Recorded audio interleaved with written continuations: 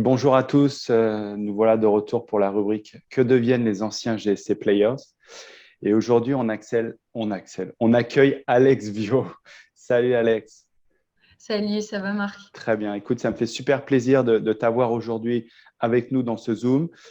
Pour la petite histoire, c'est toi Alex qui m'a donné cette idée-là il y a 3 ans, justement de pouvoir échanger avec les jeunes sur leur expérience, voir un petit peu ce qu'ils en ont retenu, ce que cela a apporté et ce qu'ils en font aujourd'hui. Et c'est vrai que c'était à la fin de tes études à Stetson dont tu vas nous raconter ça. Et effectivement, voilà, on avait réfléchi ensemble et tu m'avais donné des idées, justement, comment faire. Et ben, donc aujourd'hui, je suis très content de pouvoir faire ce témoignage avec toi. Edson University, voilà, tu es originaire d'Angers. Donc raconte-nous un petit peu dans quel état tu étais au moment de partir, toi, parce que tu avais l'habitude de voyager, hein. Tu avais une enfance un petit peu de globe-trotter, mais raconte-nous un petit peu tout ça. Bah, forcément, c'était un peu compliqué au départ parce que même si on a l'habitude depuis tout jeune de partir en tournoi avec la ligue et d'être un peu loin de notre famille, etc., moi, ce qui m'inquiétait plus, c'était la langue parce que j'avais pas non plus un niveau d'anglais extraordinaire par rapport à la moyenne. Et j'avais vécu en fait pendant 7 ans en Espagne. Et forcément, à l'école, on échangeait nos talents et l'anglais, c'est vrai que c'était pas ma force et c'était un peu ma peur de partir comme ça à l'étranger. En plus, à l'époque, j'avais 17 ans, donc j'étais mineure. Et aux États-Unis, c'est compliqué même pour signer des papiers quand tu as moins de 18 ans. Donc, les premiers mois étaient compliqués, mais l'adaptation fut assez rapide et fructueuse. Donc, je peux qu'être contente. Je suis partie donc en 2015 après le bac Ouais. et j'ai fini en 2019, en mai 2019. Et tu parlais justement d'adaptation. Est-ce que le fait d'avoir été dans un campus qui était, entre guillemets, qu'on considère petit, avec seulement quelques milliers d'étudiants, dans une ville aussi très, très petite, hein, qui est Dillon, est-ce que ça a joué sur ton adaptation et sur la rapidité, justement, de ton adaptation? Complètement, dans le sens où en fait déjà c'est une école qui est privée. Donc du coup les classes sont très petites. On tourne autour d'une classe de 30 à 35 élèves maximum par classe, ce qui est très rare en collège tennis si vous connaissez un peu les circonstances. On avait très peu d'amphi par exemple, de cours en amphi. Donc forcément tu es obligé de t'adapter rapidement parce que les profs vont te poser beaucoup plus de questions. Il y a des notes de participation parfois dans certains cours qu'on n'a pas dans d'autres. Donc oui, pour moi, honnêtement, ça a vraiment accéléré mon processus en fait d'apprentissage de la langue, mais aussi la chance, je dirais que j'ai eue, c'est que j'avais choisi la Floride de par le fait qu'on parle quand même beaucoup espagnol, Ouais. parce que c'est latin, il y avait beaucoup d'espagnol et du coup, ça me permettait en fait de me dire si j'arrive pas forcément au départ communiquer en anglais. Bah, je peux me rattraper avec l'espagnol et donc me faire des amis rapidement. Ouais. Et c'est vrai que ouais, j'ai eu vraiment de la chance de pouvoir faire cette adaptation assez rapidement. D'accord. Ouais, tu as vraiment senti que l'espagnol t'a aidé à voilà, combler au départ cette Oui, difficulté. Ouais, complètement. carrément. Et en plus, j'avais la chance dans mon équipe d'avoir une fille du Venezuela et une fille du Canada. Et c'est vrai qu'au début, enfin, les premières années, notamment au niveau de l'entraînement, etc., pour les termes spécifiques au tennis, bah, c'est vrai que c'était avantageux d'avoir quelqu'un qui pouvait nous traduire directement parce qu'on a tendance au départ, quand on est nouveau, freshman, et qu'on ne connaît pas forcément, et en plus qu'on n'est pas très bon en termes d'anglais, de se mettre derrière directement et d'attendre que les autres y passent. Mais là, ça permettait aussi de s'intégrer plus rapidement. Donc, D'accord. parfait. OK. Après, j'imagine que la personnalité ou ta personnalité aide aussi. C'est-à-dire que pour t'adapter, il faut aussi donner de soi, dire vraiment aller vers les autres, faire les efforts. Et ça, je pense que ça n'a pas été un souci pour toi, non? Non, c'est vrai que je suis quelqu'un qui adore échanger, connaître les autres, apprendre enfin, à juste dialoguer avec les autres, être au contact enfin, de l'humain, entre guillemets. Je suis très humaine comme personne. Donc, c'est vrai que si tu arrives et que tu es complètement fermé et que tu as peur de parler, c'est vrai qu'au final, il faut pas avoir peur en fait, de faire des fautes. Il faut se laisser aussi porter. Et je pense que j'ai aussi cette fibre sociable qui est assez développé chez moi et qui aide forcément. Donc, D'accord. oui. Et donc, 2015-2019, tu valides ton bachelor. Euh, Raconte-nous, quelle filière exactement tu as fait et à quel moment tu as fait ton choix par rapport à justement la filière d'études que tu voulais valider? Alors, c'est marrant parce que quand je suis arrivée, j'étais business, vraiment axée business à fond. Donc, j'avais fait un bachelor business administration. Ça, c'était ma première option. Et ensuite, j'hésitais beaucoup entre marketing et finance. Et donc, du coup, à la fin de ma sophomore year, parce que c'est là où on décide vraiment dans quelle filière on veut aller, vu que j'avais fait quelque chose qui était assez général, en fait, j'ai été en banque au Crédit Agricole. J'ai fait un stage en Ah banque oui, je pour me voir souviens. si ça me Pendant plaisait. l'été, là? D'accord, ouais, c'est ça. Exactement. Et en fait, c'est là où je me suis rendu compte que ça me plaisait pas du tout et que je voulais vraiment me spécialiser en marketing. Donc, j'ai fait double major marketing et business D'accord. administration et double minor sport business et management. Pourquoi sport business? Parce que ça me... Je te coupe quand même. Dis-moi. C'est rare. C'est pour les gens qui nous écoutent, c'est rare. Double Très rare. major, double minor, Oui, faut quand même suivre et faire des classes. Ah, voilà, oui. Oui, petit oui, aparté. c'est complètement, complètement. Je suis quelqu'un qui bosse énormément. Si on, enfin, en fait, je m'étais toujours dit, plus j'en fais et mieux ce sera pour mon avenir. C'est vrai que pendant mes années, par exemple à Stetson, j'étais tutrice espagnol et anglais en même temps pour gagner un peu d'argent à côté.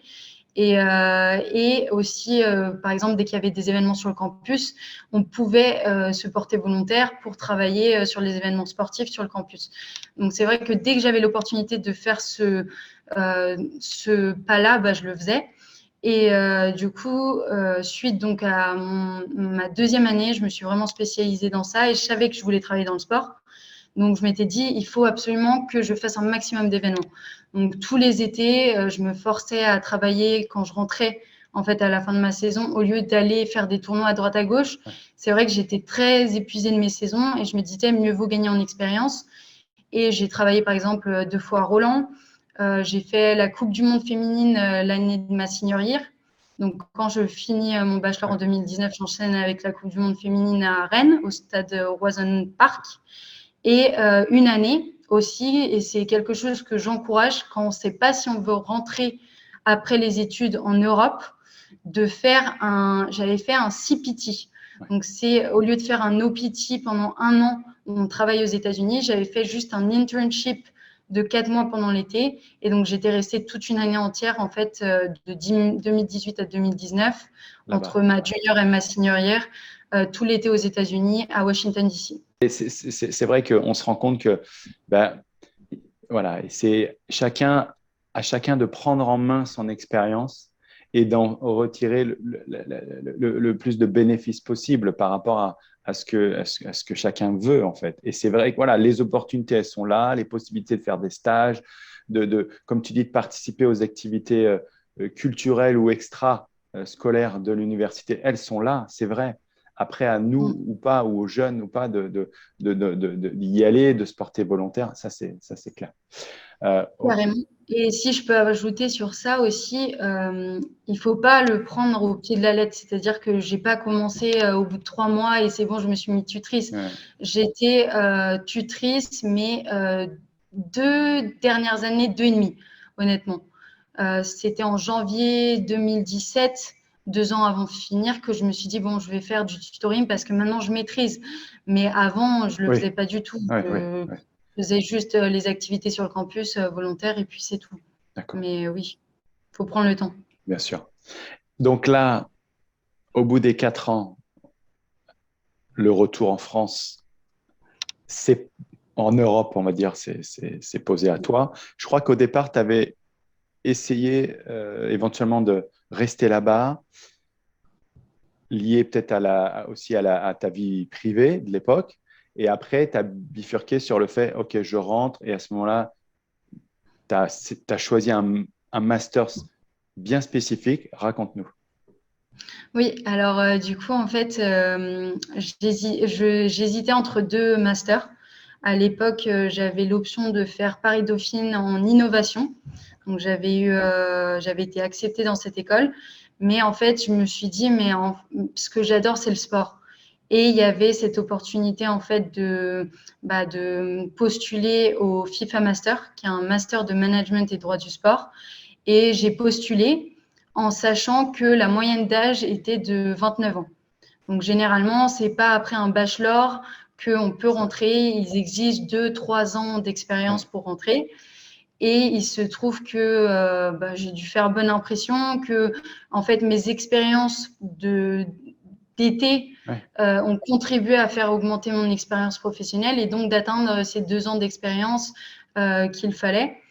Et j'ai réussi du coup à rentrer dans ce master et direct après, ça s'est rapidement enchaîné parce que ce master, en fait, c'est un master qui est vraiment spécialisé dans le sport et qui accueille 30 élèves par exemple, dans ma classe, on avait 28 nationalités différentes, donc de partout dans le monde. Et on voyage en fait pendant l'année. Donc, on commence en Angleterre à Leicester, ensuite à Milan, et on finit à Neuchâtel en Suisse. Malheureusement, la partie Neuchâtel, j'ai pas pu la faire à cause du Covid, mais on l'a fait en ligne. Du coup, pas la même expérience, mais par contre, le contenu est toujours très bon. En fait, ce qui est intéressant, c'est que le premier module est vraiment spécialisé dans la connaissance de l'histoire du sport en général, donc du mouvement olympique, de même les institutions, que ce soit les fédérations internationales ou même le système sportif, comment il marche dans différents pays. Ensuite, le deuxième module est vraiment axé business dans le sport. Donc là, ça peut être du marketing, du management, de la tech, de la sustainability, développement durable, voilà, vraiment spécifique au business. Et la troisième partie, c'est vraiment du droit du sport. Et donc là, par exemple, tout le code anti-doping WADA, competition manipulation, donc c'est vraiment un programme très axé sport et qui nous ouvre énormément de portes par la suite. Donc, voilà. Donc tu finis ça, c'était en quoi, 2020, Covid, quoi. Hein, et là, après, c'est quoi? Tu as fait différentes missions, t'es revenu, tu t'es un peu rapproché du tennis, enfin en tout cas de Roland Garros, c'est ça? C'est ça. Alors, ce qui s'est passé, c'est qu'en 2020, quand je finis en juillet, c'est plein Covid.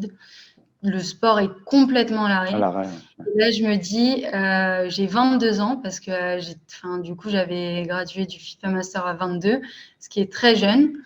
Et le marché du sport au niveau de l'employment, du marché du travail était très bloqué.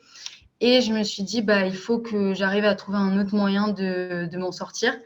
Et du coup, c'est là que j'ai eu l'idée de créer un CV créatif et que j'ai en fait, je me suis inspirée du Times Magazine.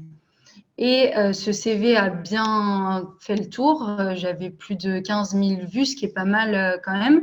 Et ça m'a permis en fait de trouver du coup ce taf à la Fédération française de tennis aux accréditations en octobre 2020, qui était un des premiers événements sportifs à redémarrer. Exactement. Et ensuite, suite à ça, j'avais fait en fait entre-temps une candidature spontanée à l'EAG, donc en avant Guingamp et au Stade Rennais. Et les deux m'ont répondu positivement, mais en avant Guingamp me proposait une expérience qui était plus sympa, qui était en fait être chargée responsable communication pour l'équipe féminine. Et du coup, j'ai enchaîné sur cette petite expérience-là. Et en fait, c'est là qu'il y a eu le CIO qui a ouvert un poste qui m'intéressait. Et j'ai postulé. Et en fait, j'ai réussi à avoir ce poste-là. Et ensuite, ça s'est déclenché pour moi. Mais c'est vrai qu'avec le Covid, ça a été assez compliqué au départ. Et en fait, comme d'habitude, je me suis un peu bougée et sortie on voit ça. Et trouver une solution à ça. Donc voilà. Et donc aujourd'hui, là, tu nous parles, on peut dire d'où tu nous parles ou pas? Oui.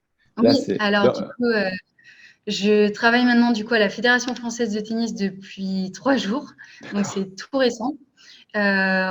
Pour être plus spécifique, en fait, à la fin de mon contrat au CIO en avril dernier, j'avais une possibilité de rester au CIO, mais qui me plaisait moins en termes de scope of work, enfin, c'est-à-dire du niveau du travail et aussi de des ce que je missions pourrais avoir, voilà, des missions que j'aurais.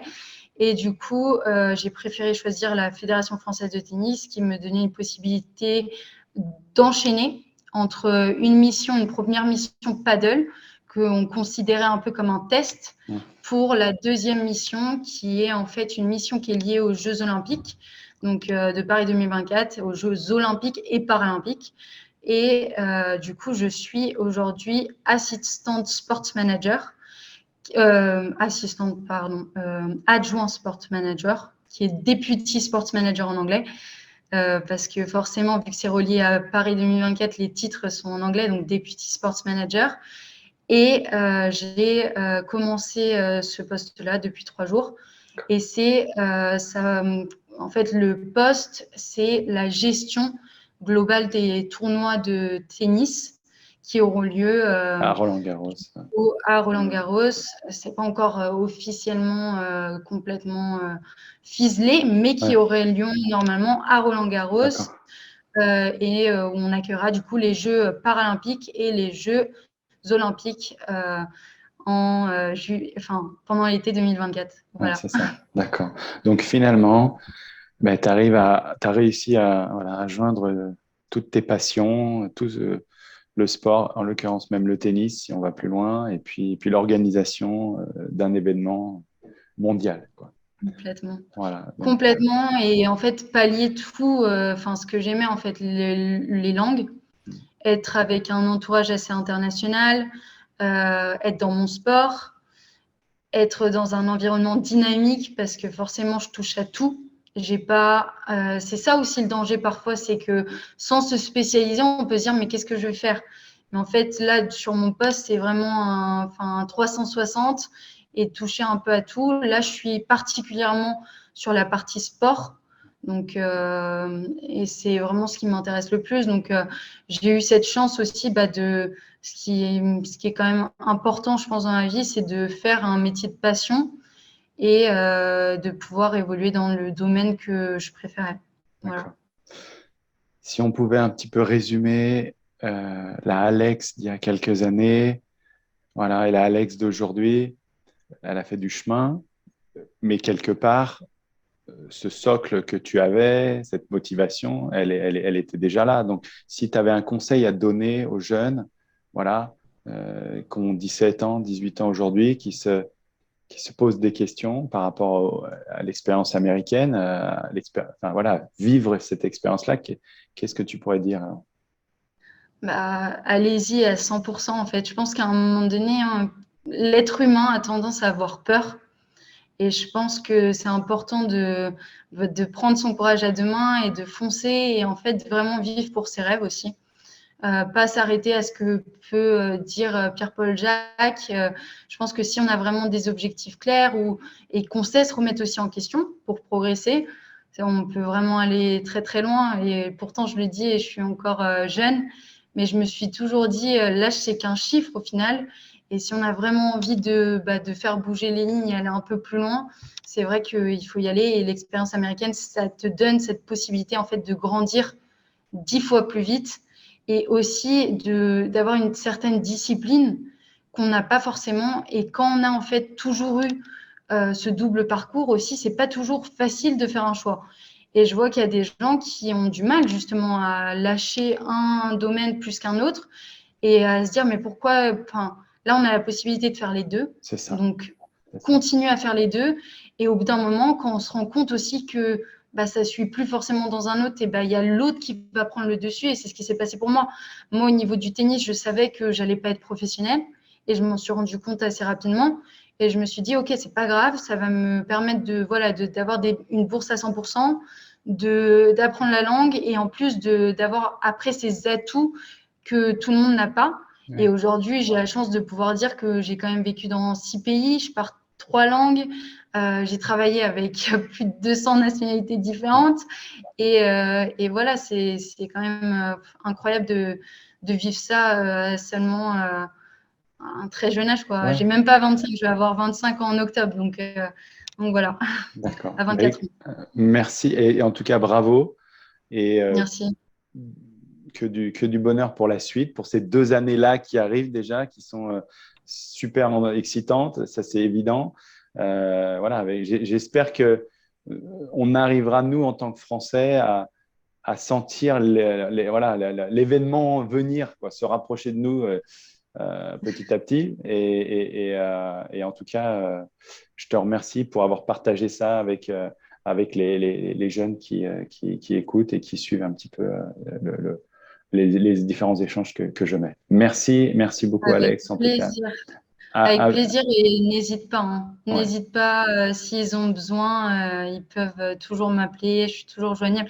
Et ça, c'est aussi la force, ça doit être vraiment la force de ce programme-là, c'est de pouvoir aussi aider parce qu'au final, on n'est pas arrivé, nous, ici par hasard. Si on n'avait pas discuté avec les gens avant, on n'aurait exactement. pas forcément pris ces décisions-là. Donc, je pense que c'est important aussi de Oui, sentir cet aspect communautaire que c'est pas tout le ça. monde a. C'est ça, c'est exactement ça. C'est de groupétude, comme on dit.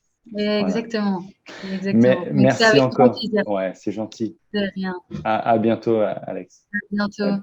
Ciao.